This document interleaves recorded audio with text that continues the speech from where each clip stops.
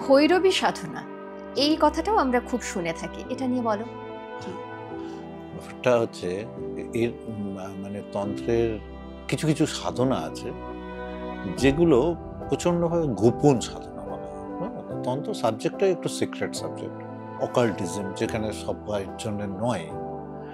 তা ভৈরবী সাধনা ওরকম একটা সিক্রেট সাধনার একটা পদ্ধতি। তাও তোমাকে একটু আইডিয়া দিয়ে রাখি, মানে যখন তন্ত্র জেনারেলি দেখবে তন্ত্র সাধকরা দেবীর সাধনা করে, হ্যাঁ, দেবতার থেকে দেবীকে প্রাধান্য দেওয়া হয়। মা কালী, দুর্গা, তারা, ত্রিপুরা, তাই না? তা সেখানে কি করা হয়, একজন পুরুষ যিনি সাধক, সে সাধনার পথে উত্তীর্ণ হতে হতে সে নিজেকে একটা ভৈরবের জায়গায় দাঁড় করান, একজন ভৈরব হয়ে যান। আর তার বাঁ পাশে যিনি থাকেন তিনি ভৈরবী হয়ে যান।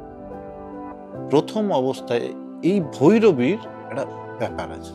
এই ভৈরবীটাকে একদম জাগতিকভাবে তুমি কাউকে নিয়ে বসতে পারো, আবার ওই যে স্পিরিট বললাম, স্পিরিটের দ্বারা ভৈরবী